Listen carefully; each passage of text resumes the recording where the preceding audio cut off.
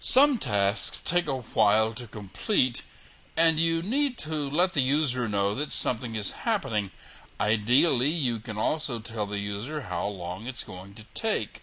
One common way of doing this is displaying a progress bar.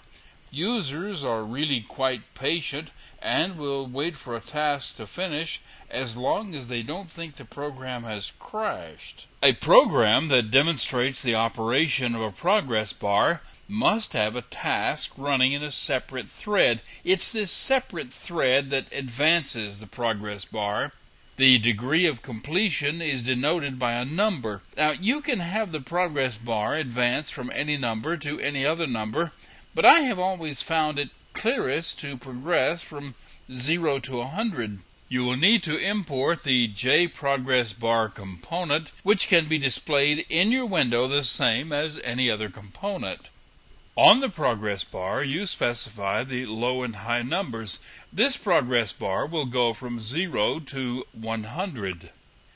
The setValue method is used to specify the amount of completion, so it's set to the beginning, to 0. This call causes the current value, the degree of completion, to be painted in the middle of the progress bar. A new task is constructed and started. Notice that the progress bar is passed to the task. It's the job of the task to adjust the completion value as it progresses. This is the class that runs as a task. It implements the runnable interface so it can be run as a separate thread. This run method is the executable loop of the thread. It doesn't do much. As long as the Boolean running is true, it sleeps for 0.2 of a second, then it updates the completion number in the progress bar.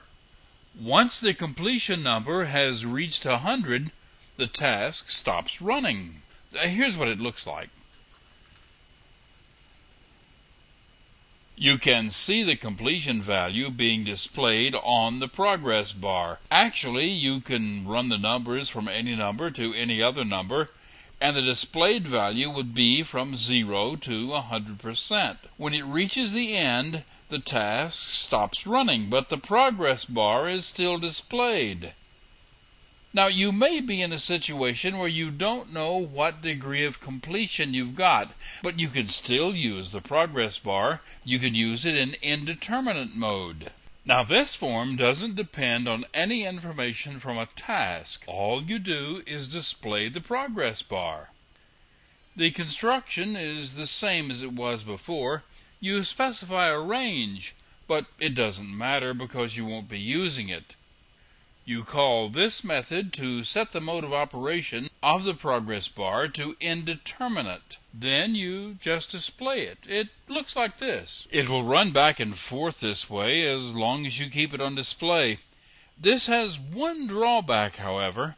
It will continue to look exactly the same even if your background thread has crashed. If that ever happens, your user won't trust your program to run again. It is normally better to display a changing completion value, even if it is an approximation. Here is an example of using the indeterminate mode and displaying a value at the same time. Now, this is exactly the same as the first example, except for one thing.